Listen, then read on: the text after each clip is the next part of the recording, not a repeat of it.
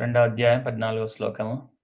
మాత్ర స్పర్శాస్తు కౌంతేయ శీతోష్ణ సుఖ దుఃఖద ఆగమాపాయినో నిత్య తాం తితిక్షస్వ భారత. ఓ కౌంతేయ, సుఖ దుఃఖాలు తాత్కాలికముగా కలగడము, కాలక్రమంలో అవి పోవడం, చలికాలము ఎండకాలము వచ్చిపోవడం వంటిది. ఓ భరతవంశీయుడా, అవి ఇంద్రియానుభూతి వలన కలుగుతాయి. ఇంద్రియ అనుభూతి వలన కలుగుతాయి. ఈ సుఖ దుఃఖాలన్నీ ఇంద్రియం వలనే కలుగుతాయి, 5 ఇంద్రియాల వలన. కలత చెందకుండా వాటిని ఓర్చుకోవడం మనిషి తప్పక నేర్చుకోవాలి. సో ఇందులో మనము కంపల్సరిగా ఎవ్రీ వర్డ్ ఫాలో అవ్వాలి, every sentence every word follow అవ్వాలి. ఎందుకంటే కృష్ణ ఈవెన్ అర్జునుడికి కూడా నాకు సరెండర్ అయిపో, అన్ని నేను చూసుకుంటానట్లేదు. వన్స్ మనం ఈ అనిత్యం అసుఖం లోకం, అనిత్యం అసుఖం లోకం అంటే టెంపరరీ అండ్ సఫరింగ్ ఉండే లోకానికి వచ్చాం. సో ఈ వరల్డ్కి వచ్చినప్పుడు suffering is there is a temporary happiness, temporary suffering. But ఈ మెటీరియల్ వరల్డ్ లో there is major suffering only. So Krishna also ఏమంటున్నాడంటే అనిత్యం అసుఖం లోకం ఇమం ప్రాప్య భజ్యస్వమాం, ఇమం ప్రాప్య భజ్యస్వమాం. ఇక్కడికి ఒకసారి వచ్చిన తర్వాత ఓన్లీ భగవంతుని భజిస్తూ కాలాన్ని గడపడమే, ఇంకా ఎస్కేప్ లేదు. శ్రీకృష్ణ భగవానుడు 9వ చాప్టర్లో డిక్లేర్ చేశారు, అనిత్యం అసుఖం లోకం ఇమం ప్రాప్య భజస్వమాం. సో డివోషనల్ సర్వీస్ చేయడమే, ప్రేయర్స్ చేయడం.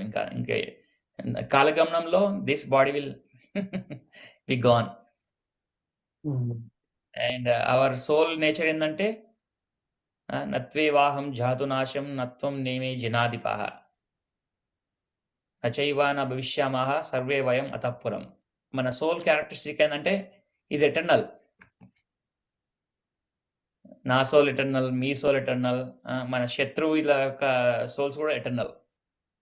సో అందుకే ఏం చేయాలంటే మనం శత్రుత్వం లేకపోవడం బెటర్. ఎందుకంటే నువ్వు ఒక శత్రువు అయినంత మాత్రాన నువ్వు ఒక శరీరాన్ని మాత్రమే చేయించగలవు. నైనం చిందంతి శస్త్రాన్ని, ఏ శస్త్రంలో కూడా ఆత్మని కట్ చేయలేవు. నైనం చిందంతి శస్త్రాన్ని నైనం దహతి పావకః, ఏ నిప్పు కూడా కాల్చలేదు. రైట్. సో ఏ వాటర్ కూడా తడపలేదు, ఏ గాలి కూడా ఎండపరచలేదు. సో అది మన నేచర్. కానీ ఈ బాడీ మాత్రం టెంపరరీ, కంటిన్యూస్గా చేంజ్ అవుతూనే ఉంటుంది. అది మన బాడీ కాదు, ఇక్కడ ఉన్న seasons, months, days, right, stars, planets, ఈ పొజిషన్స్ అన్ని ఎప్పుడు మూవ్ అవుతూనే ఉంటాయి. సో అందుకే ఏంటంటే మన ఒక పర్మనెంట్ పర్సన్ టెంపరీ గురించి అటాచ్ అయినా అనుకో సఫర్ అవుతాం. Right. So we should tolerate మాత్రా స్పర్శాస్తు కౌంతేయ. సో సొల్యూషన్ ఏంటంటే టోలరేట్, ఓర్చుకోవడం మనిషి తప్పక నేర్చుకోవాలి. ఓర్చుకోవడం అనేది కంపల్సరీ.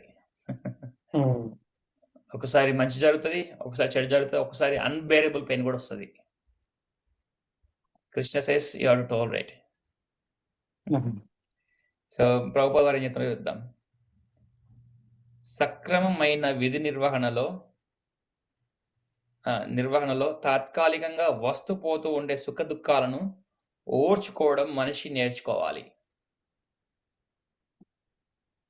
వేద నియమం ప్రకారం మనిషి మాఘమాసంలో జనవరి, ఫిబ్రవరి కూడా తెల్లవారుజామునే స్నానం చేయాలి.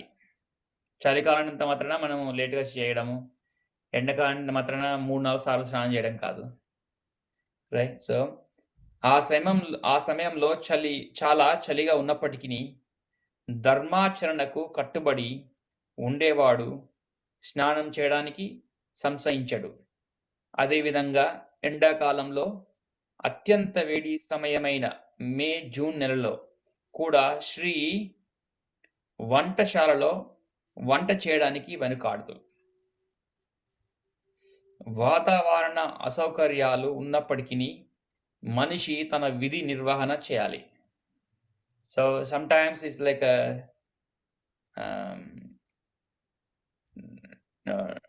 In the desperate times, like కొంచెం డిసప్పాయింట్మెంట్ టైమ్స్ ఉంటాయి. బట్ విధి నిర్వహణ మాత్రము మనం చేయాల్సిందే. అదేవిధంగా యుద్ధం చేయడం క్షత్రియుల ధర్మం. మిత్రునితో లేదా బంధువులతో యుద్ధం చేయవలసి వచ్చిన క్షత్రియుడు తన ధర్మం నుండి తప్పుకోకూడదు. జ్ఞాన స్థాయికి ఎదగడం కొరకు మనిషి ధర్మానికి సంబంధించిన విధి నియమాలను తప్పక పాటించాలి. Right. Even until the last minute until the last minute to the death bed మన ధర్మం ఏముంటుందో అది చేస్తూనే ఉండాలి. రైట్.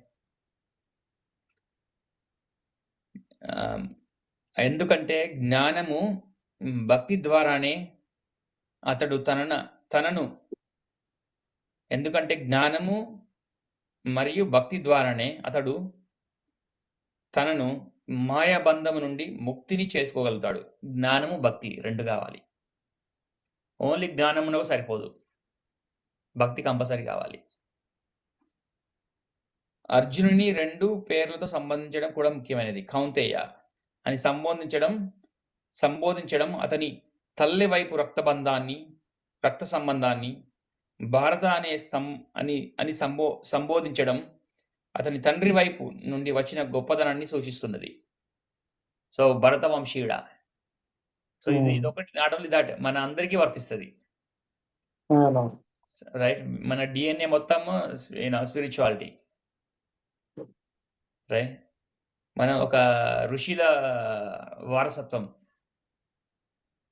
అందరం. రైట్. వీఆర్ ఆల్ లైక్ భరత వంశీయుడా. ఇలాంటి వీటికి షేవ్ అవ్వకూడదు. భారత అని సంబోధించడము అతని తండ్రి వైపు నుండి వచ్చిన గొప్పతనాన్ని సూచిస్తున్నది. 2 వైపుల నుండి అతడు గొప్ప వారసత్వము కలిగి ఉన్నాడు. గొప్ప వారసత్వము విధి నిర్వహణ విషయంలో బాధ్యతను తెచ్చిపెడుతుంది. గొప్ప వారసత్వము హైయర్ పవర్, హైయర్ రెస్పాన్సిబిలిటీస్. కనుక అతడు యుద్ధం మానకూడదు. సో ఇది శ్రీకృష్ణ భగవానుడు అర్జునుడికి చెప్తున్నారు.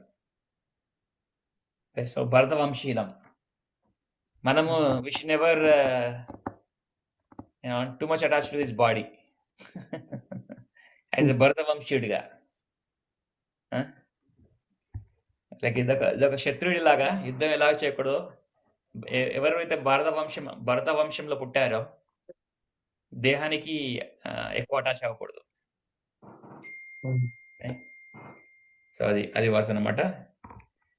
ఇంకా అదేవిధంగా అది మనకి సెకండ్ చాప్టర్ వస్తే వీ కెన్ చాలా ఉంటాయి versus.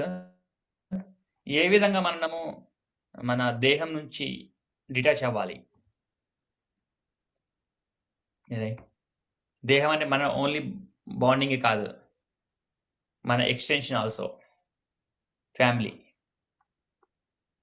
How do we stay detached. So అంతా శ్రీకృష్ణ భగవానుడు 2వ అధ్యాయంలో చెప్తారు. సో మనం ఫస్ట్ అధ్యాయం మళ్ళీ వెళ్దాము. రమేష్, విచ్ శ్లోక కంటిన్యూ చేస్తాం మనం? 36 అయిపోయిందా? 6:30 ఏదో అన్నా. ఓకేనా? 6:30 అయిందా? Okay okay okay nice. అయితే ఇవాళ మాకు ఈవెంట్ ఉంది, దామోదర్ ఈవెంట్ 6:30కి. నేను ఐ విల్ పాస్ ద